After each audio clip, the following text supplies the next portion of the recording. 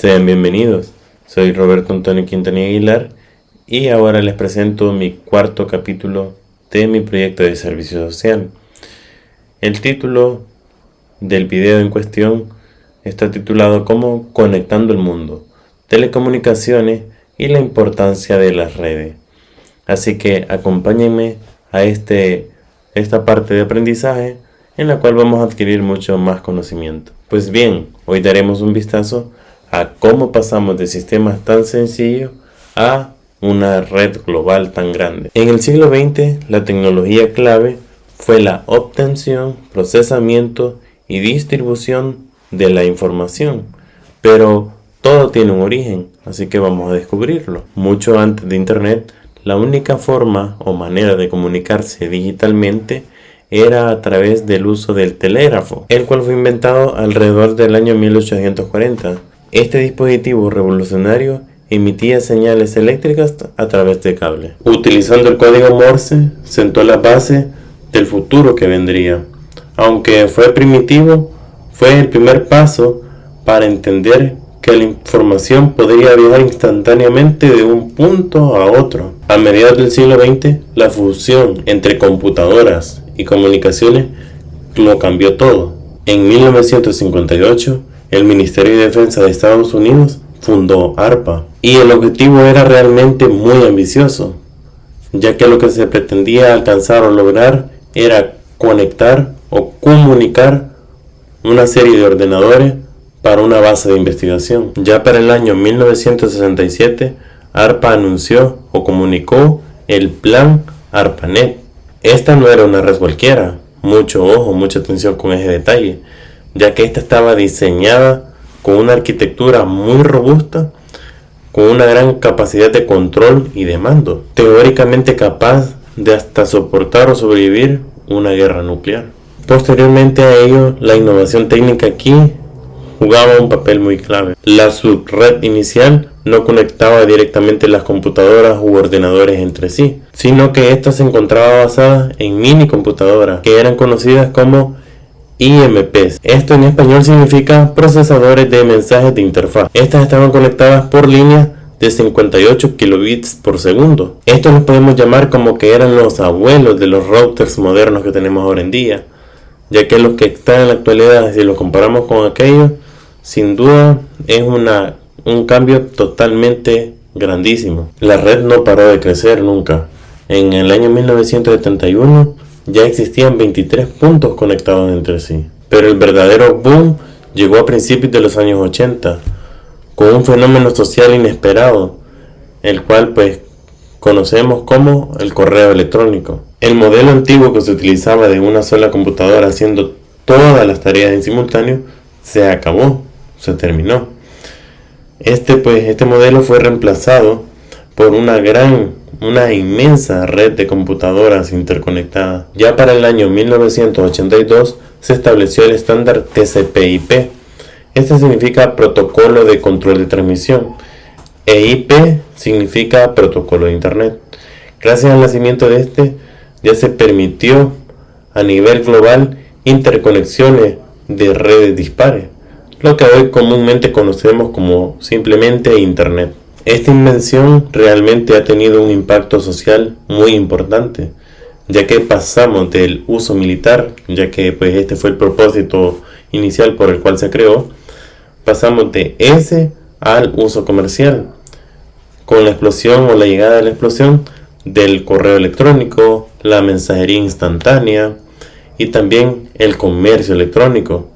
Ahí hablamos de B2B y también B2C, que en este caso significan empresa a empresa o business to business, y business to client, que sería empresa a cliente o empresa a consumidor. Es decir, pasamos solamente del uso de un telégrafo a una economía digital global. Ahora que ya hemos conocido un poco de la historia de Internet, hablemos sobre cómo funciona, hablemos ya de la mecánica que hay detrás de todo esto. Todo comienza en la capa física, también conocida como la capa 1. Aquí en este punto no nos preocupamos por el significado del mensaje, sino de la transmisión de bits puros a través de un canal físico. Para mover estos datos utilizamos medios guiados.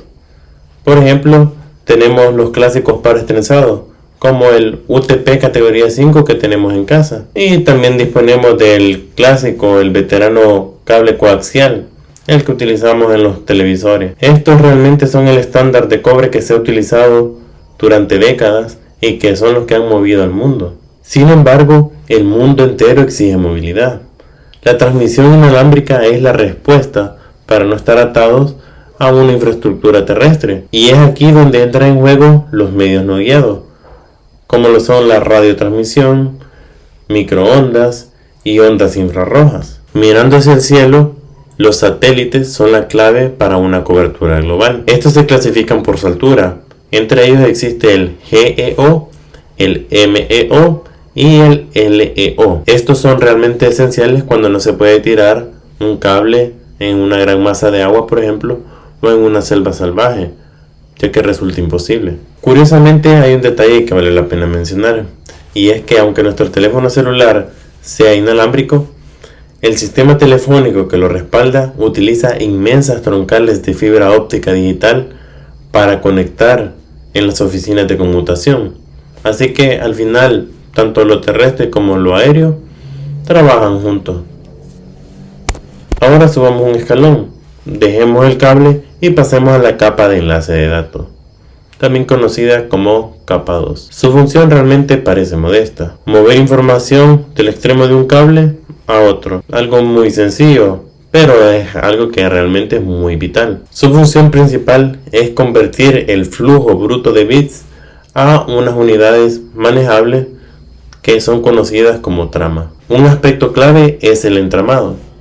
¿Cómo sabe realmente la máquina o una computadora dónde empieza un mensaje y dónde acaba? Para ello usamos métodos como el conteo de caracteres o el relleno de bits para dividir el flujo en unidades discretas. Además, esta capa es la guardiana de la calidad de la información. Maneja el control de errores para retransmitir las tramas que llegaron dañadas y el control de flujo, así evitando que un emisor rápido sature a un receptor lento.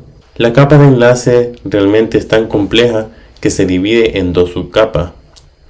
La primera de ellas es el control lógico de enlace, también conocida como LLC, y el famoso MAC, o como lo conocemos, control de acceso al medio. La subcapa MAC es realmente fundamental en redes de difusión, así como en las LANs, donde todos comparten un solo canal. Solo imaginen una habitación donde están todos gritando, por ejemplo. Nadie entendería qué es lo que se está hablando. Así que por eso el MAC decide quién tiene el turno de hablar. Así por eso es realmente importante. Para resolver este problema de la subcapa y todo lo demás, existen protocolos de acceso múltiple. Históricamente tuvimos, por ejemplo, Aloha, que era bastante caótico, o sea, era bien problemático en su tiempo. Pero de eso evolucionamos a métodos como el CSMA, CD, que es muy utilizado en Ethernet, en el típico cable que utiliza el RJ45 y cosas así. Básicamente, pues te obliga a escuchar antes de hablar para evitar colisiones, y es ahí su gran ventaja. Ahí resuelve un gran problema que había antes. Y gracias a estos protocolos de la subcapa MAC, las redes de difusión locales funcionan eficientemente, no como lo hacían en el pasado. Esto permite que docenas de dispositivos compartan el mismo cable sin interrumpirse mutuamente, o sea, es mucha eficiencia. Ahora vamos con la parte 3 de este video. Este consiste en los protocolos. Y para entender realmente cómo funciona el internet, debemos entender cómo se organiza, ya que la complejidad es tanta que las redes se diseñan como pilas de capas, no es una sola capa. O sea, imaginemos como la construcción de un edificio. Al final, cada piso tiene una función específica y se apoya en el anterior. Es decir, cada fila va apoyándose de una sobre otra. Para que estas capas funcionen realmente, necesitamos cumplir ciertas reglas. Estas reglas son las que le denominamos protocolos. Digamos que son como las normas que rigen el funcionamiento del Internet. Son el idioma común que utilizan las computadoras para permitir, valga la redundancia, múltiples procesos en diferentes computadoras, y así es como se entienden o como se comunican a través de estos protocolos. Es como las órdenes o las instrucciones que les da a seguir a las máquinas para que puedan comunicarse. En el mundo realmente las redes existen dos modelos fundamentales que actúan como nuestros mapas de referencia. Entre ellos está el modelo OSI y el modelo TCP/IP. El modelo OSI es, digamos, nuestro estándar teórico perfecto, mientras que el TCP/IP es el caballo de batalla que realmente construyó Internet.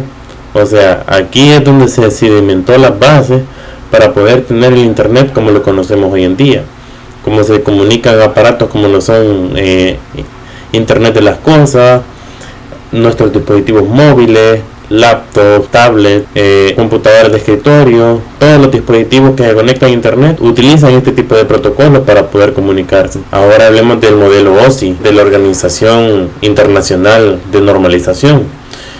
Aunque sus protocolos en la actualidad ya no se usan directamente, o sea, a rajatabla, o como dicen, específicamente como se hizo en su tiempo, en su momento, su estructura de 7 capas realmente sigue siendo la Biblia para entender las redes en la actualidad. Es algo universal y realmente válido. Pero recorrámoslo algo un poco rápido. O sea, empecemos abajo con la física y el enlace. Allí estamos hablando de cable y trama. Subimos a red y transporte, que son las rutas y la fiabilidad. Luego tenemos las capas superiores, que en este caso las capas superiores, entre ellas está la capa de sesión, que es para el diálogo, y también tenemos la capa de presentación, que esta pues sirve para traducir los datos, y finalmente la capa de aplicación, donde los usuarios interactúan, es decir, los equipos finales, digamos un teléfono con una computadora con una tablet, y pues así nos comunicamos incluso entre servidores. Un servidor de, por ejemplo, Google o de Amazon está comunicándose a través de ese mismo protocolo, ya en la capa de aplicación. Ya en la práctica moderna, las capas más críticas son la capa de enlace y la capa de datos, la capa de red y la capa de transporte, porque estas son el motor bajo el capó, digamos, el motor bajo el capó de un vehículo, por ejemplo, o de un avión o de un barco, cualquiera. Aunque no usamos los protocolos OSI originales, en la actualidad seguimos utilizando la terminología que había en su momento todo el tiempo para poder diagnosticar este tipo de problemas. Así que realmente el modelo OSI puede ser que no se utilice como se hacía en su momento, pero sí sirve para fundamentar, o sea, son los fundamentos para entender cómo funciona este modelo, y que se sigue aplicando incluso en la actualidad. O sea, son los cimientos que sentaron el nacimiento del Internet, como ya lo habíamos mencionado previamente. Ahora vamos a proseguir con la parte número 4 de este video, la cual estará hablando del futuro de las telecomunicaciones. Vamos a continuar ahondando un poco más sobre el modelo OSI, ya que este es un modelo muy importante, ya que esta es la piedra angular teórica de las telecomunicaciones, así que no podemos dejarlo tan corto de información. El modelo OSI, o también conocido como el modelo de interconexión de sistemas abiertos por sus siglas en inglés, fue desarrollado por la ISO en 1984, o sea, no es tan viejo de existir. Y aunque hoy en día pues usamos TCP/IP para navegar por internet, o sea, el protocolo más utilizado, el modelo OSI pues sigue siendo el mapa con el cual se recorre todo lo que está montado ahora en día. Es, por decirlo de alguna manera, el lenguaje universal que usamos los ingenieros para entender, diseñar y arreglar algunas redes. El concepto ya de por sí el concepto es brillante ya de por sí. O sea, divide y vencerá sería el lema de este modelo. O sea, en lugar de tratar de resolverlo todo desde una sola vez, o sea, esto se va resolviendo por medio de capas. O sea, y son 7 capas que son manejables. Ya no es solo una sola vez que maneja toda la información, sino que va segmentado. Cada capa realmente pues tiene un trabajo específico. Como toda la vida, pues cuando se secciona algo, cada parte pues cumple un rol específico. Y pues no necesita realmente conocer cuál es la función del otro o de las demás capas, sino que solo necesita saber cómo resolver su propio trabajo. Esa es la única tarea que se delega a alguna parte de las capas del modelo OSI, digamos, como ahora en día. Hoy durante pues, los próximos minutos pues vamos a hacer un viaje, un recorrido corto de estas 7 capas. Vamos a simular como que somos un dato, por ejemplo, y vamos a ir recorriendo estas 7 capas para comprender más allá de lo físico a lo que uno pues ve directamente en la pantalla. O sea, empezando desde lo de más bajo nivel hasta llegar a lo alto.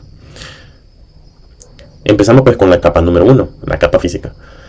Vamos a empezar desde más abajo. La base de la pirámide es la capa 1, también conocida como la capa física, como ya lo habíamos mencionado. Aquí es donde ocurre pues, o donde inicia la magia, donde el punto de partida, ya que esta pues en realidad pues es física. En esta capa pues no nos importa realmente la foto de Instagram, ni los correos electrónicos de Gmail, ni siquiera las direcciones IP, por ejemplo. Aquí solo nos importa una única cosa, el bit. O sea, un 1 o un 0. Una respuesta positiva o una respuesta negativa en un ámbito lógico. La misión de la capa física realmente es pues transmitir esos bits crudos a través de un medio. Pero, ¿cómo enviamos, un bit 1 a 1? Para ello pues utilizamos el famoso cable de cobre que pues se sigue utilizando, como lo es el par trenzado. El cable pues par trenzado lo que hace pues es que va enviando 1 a 1 como señal la información, o sea lo va mandando en forma de voltaje de 5 voltios, pues, o sea un voltaje de 5 voltios y un 0 pues podría ser un voltaje de 0 voltios. Si usamos pues fibra óptica, un 1 es un pulso de luz, o sea, y un pulso algo que no tenga pulso puede convertir en un 0. Si usamos Wi-Fi, por ejemplo, son ondas electromagnéticas. Estas pues se manejan en una frecuencia específica, no es que por arte de magia llega una onda electromagnética y dice que eso es un 0 o pues es un 1, sino que pues todo se maneja pues, de una manera lógica. En la capa física pues se define pues lo tangible, como pues lo es, ¿verdad? El medio, y realmente es cobre, es aire, es vidrio. Pues al final los conectores, ¿cuántos pines tiene? El enchufe de RJ45 en nuestra pared, y la señalización, ¿cómo representamos los bits? Esas son las preguntas que definen, digamos, lo tangible de la capa física. Es importante entender también que aquí no hay interpretación, por ejemplo. La capa física realmente pues no entiende nada, o sea, es como una persona que no tuviera cerebro, por ejemplo, en el buen sentido, ¿verdad? No de una forma negativa. Un dispositivo clásico de esta capa es un hub antiguo, por ejemplo. Si al hub le daba una señal eléctrica por el cable, simplemente la repetía por todos los demás cables, como un megáfono, por ejemplo, cuando llega una intensidad sonora, pues esta la retransmite a una mayor frecuencia, sin importar que diga el mensaje. O sea, es algo bastante manual, no tiene como un procesamiento, o sea, va como en crudo, como empaquetar carne, no tiene mucha ciencia detrás, no hay mucho procedimiento. Digamos, si la capa física llegara a fallar, digamos un cable roto, o digamos que hay mucha interferencia en el aire, por ejemplo, nada de lo que está arriba importa realmente, o sea, nada de lo que está ahí pues no interesa. Sin carretera, por ejemplo, un Ferrari pues no podría andar, o sea, realmente pues es un tipo de vehículo que necesita un medio específico para poder circular. Lo mismo ocurre con información. Si no hay un medio eficiente para poder transmitir el mensaje o tiene algún daño, vamos a tener problemas a la hora de transmitir el mensaje. Y allí es donde inicia el modelo OSI la parte de la capa física. Pero vamos a subir un poco el escalón ahora. Ahora que ya tenemos los bits fluyendo, ya fluimos, ya pasamos por la primera capa. ¿Cómo sabemos dónde está el mensaje? ¿A dónde termina? ¿Para quién es? Y aquí es donde entra la capa 2, que es la capa de enlace de datos. La capa de enlace pues lo que hace es que toma bits sueltos. La capa de enlace realmente lo que hace, valga la redundancia, es que toma los bits sueltos de la capa física y ya los organiza en paquetes lógicos. Estos son llamados tramas o frames. Digamos que pensemos en las tramas como un sobre que protege una carta. Pero lo más importante de esta capa es la identidad física. Aquí es donde viven las famosas direcciones MAC. Cada tarjeta de red, por ejemplo, una red Wi-Fi, cada Bluetooth, o sea, en el mundo pues tiene una dirección MAC específica, que es única, grabada de fábrica. Es como una huella digital que tienen, como digamos lo puede ser la nuestra. No cambia o no importa dónde nosotros vayamos, siempre va a ser la MAC misma de un dispositivo. Lo mismo con nuestra identidad digital, por ejemplo, nuestro DUI o documento único de identidad no puede variar, y al falsificarlo pues sabemos que existen problemas legales, pero en el caso de los dispositivos electrónicos no existe una manera tal de burlar este tipo de especificaciones. Digamos, el dispositivo estrella de esta capa es el switch. A diferencia del hub que ya vimos en el principio, o sea, lo habíamos mencionado, el switch es más inteligente, ya que pues, este tiene una lista de quién está conectado a cada puerto, por ejemplo. Ya cuando recibe la trama, lee la dirección MAC de destino, y pues ahí dice, esto es de la computadora de Juan, por ejemplo. y envía los datos solo a Juan o pues a Pepe o a quien sea. Y pues esto hace que la red pues realmente sea mucho más eficiente y segura. Además, pues la capa de enlace pues tiene una responsabilidad crítica, la cual es el control de los errores. Esto es pues control de errores básicos, no es errores complejos. Al final de cada trama añade una pequeña fórmula matemática que es el FCS. Si la trama llega al destino, por ejemplo, y la matemática no cuadra, significa que un bit se corrompió en el cable. La capa 2 descarta esa trama dañada inmediatamente. No la arregla, o sea, no hace ningún tipo de reparación, pero evita que la basura suba a las capas superiores. Eso es muy importante. O sea, no deja, o sea, es como una especie de filtro, veámoslo de esa manera. En resumen, pues la capa 2 lo que hace o lo que se encarga es pues, de entregar los datos entre dispositivos de tal manera que en la misma red local en resumen, pues la capa 2 lo que se encarga o la tarea principal. En resumen, pues la capa 2 se encarga de entregar datos entre los dispositivos que están en la misma red local, conectados directamente. Esa es la función específica de la capa 2. Ahora pasamos a la capa 3, que sería como el GPS del internet, la forma en cómo se ubica. Pero digamos, ¿qué pasaría o qué pasa si digamos yo quiero enviar datos a una computadora que no está, digamos, por ejemplo, en mi edificio, o sea, en mi zona de trabajo, sino que está en, por ejemplo, qué sé yo, en Nueva Zelanda, Indonesia, Tailandia, cualquier otro país que sea? Digamos que mi switch pues no reconoce directamente cuál es la dirección MAC de una computadora que está tan lejos de mí.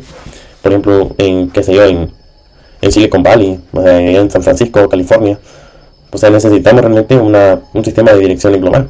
Y aquí pues que le damos la bienvenida a la capa 3, que sería la capa de red. Aquí pues cambiamos ya el chip, o sea, ya cambiamos de moneda. Ya no hablamos solamente de trama, ahora ya hablamos de paquete, ya no solo de trama. Y lo más importante, ya no hablamos de direcciones MAC, o sea, direcciones MAC físicas, sino que hablamos de direcciones IP. Estas ya son direcciones lógicas. La dirección IP es como, veámoslo como una forma de dirección postal, por ejemplo, el código postal de algún país, como por ejemplo para identificarnos a través de un mapa.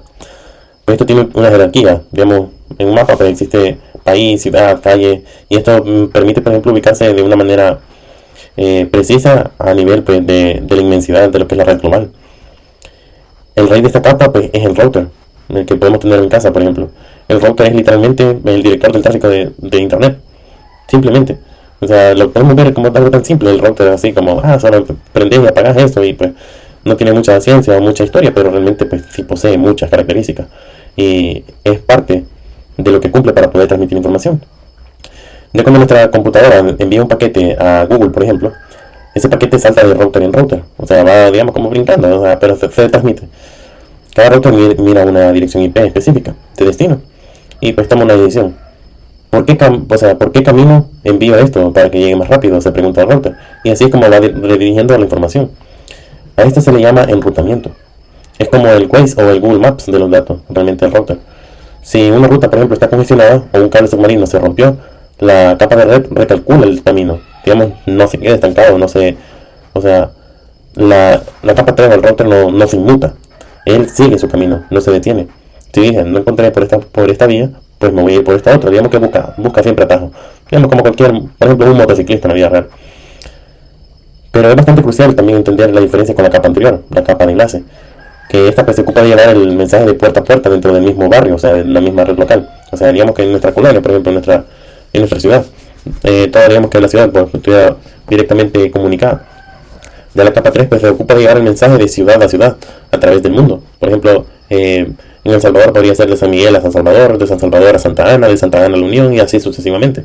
Digamos, en ese caso hablando ya de departamento, pero podría ser también a nivel de distrito o de municipio. Digamos que sin la capa 3 no tendríamos muchas redes pequeñas aisladas, pero no tendríamos internet. Así que por eso es tan importante esta capa. Si no, pues sería como que solo existiría, por ejemplo, si lo relacionamos como por ejemplo el fútbol. Solo tendríamos equipos directamente en nuestras propias ciudades o comunidades. Pero ya con la llegada del enrutamiento del router, ya existen eventos como pueden tener mayor alcance, como lo pueden ser partidos de la subdivisión o la selecta, por ejemplo. Ahora pasamos a la capa 4, es la capa de transporte.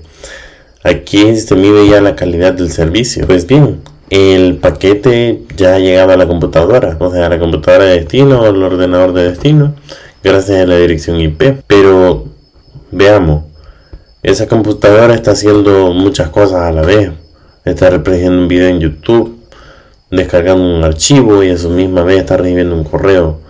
¿Cómo sabe la computadora a qué aplicación pertenece ese paquete, por ejemplo? Pues aquí es donde entra en juego la capa 4. que es la capa de transporte. Aquí resolvemos dos problemas. Primeramente, la segmentación.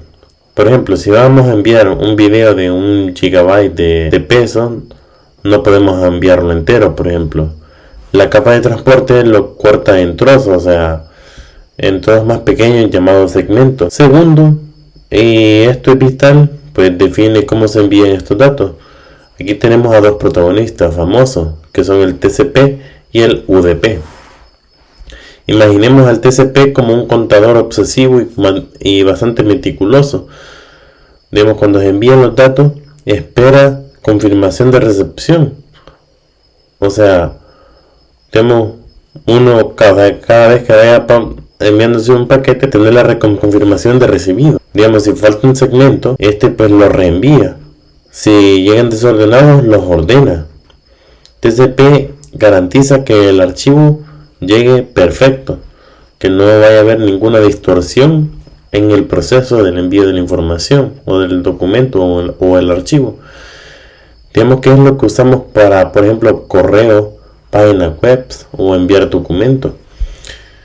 De aquí, con el TCP no puede faltar ni un bit. O sea, todo va meticulosamente cuidado. Por otro lado tenemos el UDP. El UDP es como alguien bastante desorganizado, como un iracundo en la vida. Pues tira los datos así a toda velocidad y no le importa cómo lleguen. Aquí pues le da igual. Aquí pues, por ejemplo, esto sirve para datos en streaming o llamadas, por ejemplo. Cuando hablamos de streaming, pues digamos, como pueden ser plataformas como Twitch, Kick o incluso transmisiones así por Facebook, Instagram o qué sé yo, los famosos lives en TikTok o cosas en redes sociales así. Y digamos que en este momento mi voz se corta, por ejemplo. Al momento de la recepción en los otros dispositivos puede ser que no sea el mismo, porque aquí pues se utiliza el flujo UDP. O sea, aquí los datos van a como caigan. Aquí realmente no importa, digamos, que vaya tan perfectamente definido, porque pues al querer llevarlo así tan meticulosamente detallado, pues se presenta latencia y pues ya hay distorsión dentro de la información. Finalmente, pues en la capa 4 pues se usa los puertos. Si la dirección IP, pues por ejemplo del edificio, el puerto pues es el número del apartamento. Digamos, un puerto es el número del apartamento dentro de un edificio. Digamos que el puerto 80 es para la web. O sea, aquí por ejemplo definimos el puerto 80 es para esta página, el 25 para el correo. Así la capa de transporte entrega el dato a la aplicación correcta a través de los puertos que se designan dentro de nuestra máquina o sistema operativo. Ahora vamos con las capas superiores. Ya entramos en la capa 5, 6 y 7. Aquí pues llegamos al territorio del software. Aquí ya vamos a un nivel ya más avanzado. Aquí hemos llegado al territorio pues más pesado. Dejamos atrás los cables y también los routers. Ya olvidamos el router que tenemos en casa y también los cables. Aquí pues ya pensamos de otra manera. Ya las últimas tres capas suelen trabajar muy juntas. O sea, el trabajo es en conjunto. Son como los tres mosqueteros, esas tres capas. En el mundo moderno, en el modelo OSI, vamos a separarlas para entenderla mejor cada una de ellas. En la capa 5, pues, o también conocida como la capa de sesión, imaginemos que es como una llamada telefónica. En una llamada telefónica comúnmente alguien tiene que marcar el teléfono para poder establecer la conexión. Debe de mantenerse abierta mientras uno habla y colgar al final. Esto es lo que hace la capa de sesión, controla el diálogo entre computadoras. Por ejemplo, si está descargando un archivo y se corta el internet, la capa de sesión es la que intenta reconectar y seguir pues reconectando o seguir donde uno quedó pausado o se pausó la descarga, en lugar de empezar desde cero. O sea, mantiene la sesión y trata de mantener la sesión inicial para no perder el flujo de la información. Vemos que es el gerente de la conversación. O sea, es un intermediario que está ahí pendiente de que no vayamos a perder como esa información que tenemos ahí en proceso. Luego tenemos pues la capa 6, o también conocida como ya la capa de presentación. Ya en la capa de presentación lo podemos definir como por ejemplo un traductor o un intérprete. Vemos que las computadoras pues tienen varias, existen diferentes sistemas operativos como lo pueden ser Windows, Mac OS y Linux. Digamos que pues son diferentes formas de representar datos para cada uno de estos sistemas. La capa de presentación se asegura de que el mensaje se entienda, o sea, sea entendible, como lo haría un traductor humano para un lenguaje. Alguien que no sepa español, pues ya otro traductor pues le va a traducir a alguien que no conozca el idioma para que la otra persona pues comprenda. Aquí pues en la capa de presentación pues tenemos cosas muy vitales como lo son el formato y el cifrado. Dentro del formato pues el formato hace que conviertan los datos por ejemplo de JPG, MP3 y ASCII, el famoso código ASCII que es el que define la codificación de los caracteres. Y en el cifrado, pues cuando un ejemplo, cuando uno entra a un banco y uno ve los candaditos HTTPS, la capa de presentación está encriptando, nuestros datos para que así, pues si alguien los roba, en el proceso en el que uno está navegando por la página, en las capas inferiores solo se vea basura inteligible. O sea, con inteligible nos referimos a que algo que no se comprende o no se puede comprender. Finalmente pues llegamos a la capa 7, que es la capa de aplicación. Aquí es la cima, o sea, la cúspide de la pirámide. Aquí a la capa de aplicación pues no debemos de confundirla con un programa que utilizamos, o sea, una aplicación, concretamente no puede ser por ejemplo YouTube o TikTok. La aplicación no directamente significa la capa de aplicación. Aquí por ejemplo la capa de aplicación ya son los protocolos que se usan para hablar con la red, por ejemplo. Cuando usamos Chrome el navegador habla a través de HTTP, y cuando usamos Outlook, por ejemplo, nuestro servidor de correo, normalmente pues lo utilizamos para cuentas de Microsoft. El programa habla sobre SMTP o Simple Mail Transfer Protocol, o también pues se utiliza el IMAP. Cuando se transfiere un archivo se usa FTP o Files Transfer Protocol. Es la interfaz entre el ser humano y la red de datos la que establece esta comunicación. Es la única capa que toca directamente lo que nosotros vemos. De ahí pues no hace ninguna otra modificación. Para darle más sentido a todo esto, quiero que visualicen por ejemplo en un momento el proceso completo. Esto le llamamos el encapsulamiento. Uno envía un hola por WhatsApp. La capa 7 sería el hola. Y pues se convierte en datos crudos. O sea, en datos que no vamos a comprender humanamente. En la capa 6, pues esta información se cifra para mayor seguridad. Ya en la capa 4, pues se le agrega la etiqueta TCP para asegurarse de que llegue, o se convierte en un segmento. Ya en la capa 3, lo que sucede es que se le agrega la dirección IP de origen y destino y se convierte en un paquete. Ya en la capa 2, lo que se le agrega es la dirección MAC, y pues aquí se cierra el sobre, la carta para enviar el mensaje. Aquí que ya se convierte en una trama. Y ya en la capa 1, pues esa trama se convierte en pulsos de luz y sale por fibra óptica a través de la calle, por cualquier otro medio que se utilice para transferir o comunicar esta información. Ya al llegar al destino, pues el proceso se invierte, llega el desencapsulamiento, quitando capa por capa, hasta luego pues que la persona que le hemos mandado el mensaje pues lee el mensaje, lo recibe en su pantalla, valga la redundancia. Pues este es el modelo OSI, es bastante práctico, se utiliza hoy en día, no ha perdido su relevancia, pero ya no se sigue de la misma forma, pero es una manera bastante cercana que nos permite comprender cómo funcionan las redes y las telecomunicaciones y su importancia en la actualidad. Así que pues estos 7 pasos son los que ocurren detrás, en milisegundos, para poder conectar el mundo entero, de una manera global. No es un alcance de una comunidad y entre comunidades, sino que es a nivel global el alcance que tiene este modelo. Aunque pues realmente pues un modelo teórico.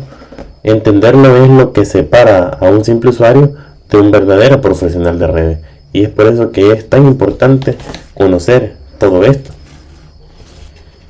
Así que vamos a continuar. El elemento más nuevo dentro de las telecomunicaciones o el internet, que es más disruptivo en la evolución reciente, ha sido sin duda el ascenso que ha tenido las redes inalámbricas. Es decir, se han cortado cables a más no poder. Las LAN inalámbricas bajo el estándar 802.11, que es el más comúnmente utilizado, proliferaron en nuestros hogares y oficinas. A esto se le sumó pues también la emisión del ancho de banda inalámbrica, que fue el 802.16, el estándar más comúnmente utilizado. Pues buscando llevar internet a alta velocidad a donde el cable no podía llegar. Posteriormente tenemos lo que es la llegada de la telefonía móvil, que marcó el gran hito, pero de una manera histórica, con la llegada de la comunicación 3G y sus sucesores. El objetivo fue integrar un solo dispositivo, el teléfono, el reproductor multimedia y la terminal web. Hoy esa conectividad global de alto ancho de banda es nuestro estándar normalmente hoy en día. Y pues no podemos olvidar también mencionar las distancias cortas, como lo es el Bluetooth, el estándar 802.15. Lo que hizo fue que eliminó rotundamente los cables de nuestros periféricos, como lo son bocinas, o sea, altavoces, audífonos y muchos otros dispositivos electrónicos que utilizamos como periféricos. Esto creando redes personales invisibles a nuestro alrededor. O sea, es una forma muy sutil de poder pasar por desapercibido muchos dispositivos. Una forma más de comunicarse entre dispositivos. Ahora vamos a pasar con una subsección que es bastante importante dentro de este video, como lo es la multimedia y la calidad del servicio, o también conocida como Quality of Service. En este apartado, pues como lo podemos entender, ya con la red montada, ya el uso cambió. El tráfico de datos ya excede por mucho la de la voz, por ejemplo. Ya la multimedia es la reina indiscutible. O sea, la multimedia ha ocupado el trono en lo que más se demanda hoy en día en contenido, ya que el audio de flujo continuo, red digital y video bajo demanda son lo que caracterizan la multimedia en la actualidad. Pero realmente el video es exigente, ya que las aplicaciones multimedia requieren una alta calidad, una calidad sumamente importante en el servicio, o Quality of Service también, como lo había nombrado. No basta solo que lleguen los datos en sí, sino que deben de llegar a tiempo y al mayor detalle posible. Es decir, pasamos desde la época en que solo veíamos píxeles a una calidad cada vez más, pero más detallada en los tipos de multimedia. La Quality of Service realmente se define por 4 pilares fundamentales. Una de ellas es la confiabilidad, la segunda sería el retardo, la tercera sería el ancho de banda y la cuarta sería la fluctuación, o también conocido como jitter. El internet realmente se mantiene en constante evolución, sigue evolucionando, no se detiene, no es algo estático, como decir, en internet pues es algo que se creó o algo que se inventó o se descubrió. El internet no es un mero descubrimiento, sino que es una constante evolución con el tiempo. Esto pues sirve para garantizar estas mismas propiedades. Por así decirlo de otra manera, pues los carriles rápidos para que la videollamada, por ejemplo, no se corten. Para eso sirve la evolución, por ejemplo, para crear unos canales que permitan una mejor manera de poder transmitir la información y no perder la calidad de la misma información. Ahora vamos a pasar con un apartado también que tenemos que mencionar, vamos a incluir, que son los retos de la era de gigabit. Uno de los retos son tanto la seguridad y los desafíos que se vienen con la era de gigabit. O sea, sin embargo, a medida pues alcanzamos velocidades de gigabits, por ejemplo, enfrentamos nuevos muros, nuevos desafíos, nuevos retos. Ya el obstáculo principal ya no es el cable en sí, sino la sobrecarga del software, por ejemplo. Se deben diseñar protocolos pensados en la velocidad de procesamiento, no solo realmente en ahorrar el ancho de banda. Uno de los desafíos técnicos que existen, curiosos, es la constante repetición de números en secuencia, por ejemplo. En redes tan rápidas, lo que sucede con esto es que a veces los identificadores de 32 bits se consumen y pues se repiten tan rápido que pueden confundir al mismo sistema. O sea, de tanta velocidad que hay, puede haber lo que se conoce en informática como colisiones. Este es un problema matemático de la era de gigabit. O sea, es algo que también uno de los retos que no estuvo contemplado en su momento, pero que es la constante evolución lo que ha permitido que este tipo de avances existan. Así que pues finalmente en esta sección el reto principal pues es la confianza.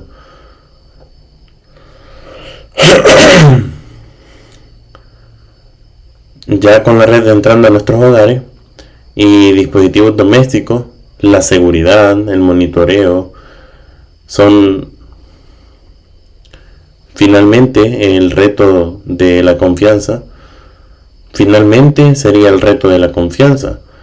Por ejemplo, finalmente está el reto de la confianza. Ya con la entrada de la red de nuestros hogares se vuelven finalmente el reto principal.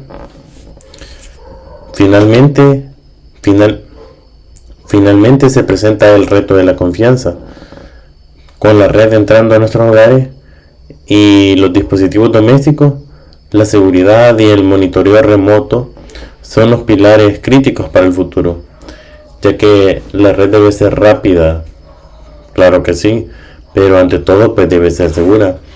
No podemos escatimar ante velocidad primero que la seguridad, ya que si nosotros prestamos mayor cuidado a la velocidad con la que se mueve la información de nuestro hogar, por ejemplo, podemos estar omitiendo también una parte bastante importante como la seguridad. Si no resguardamos la seguridad de nuestra información en nuestros hogares, estamos abiertos a posibles ataques, a estafa o a daño de gente malintencionada.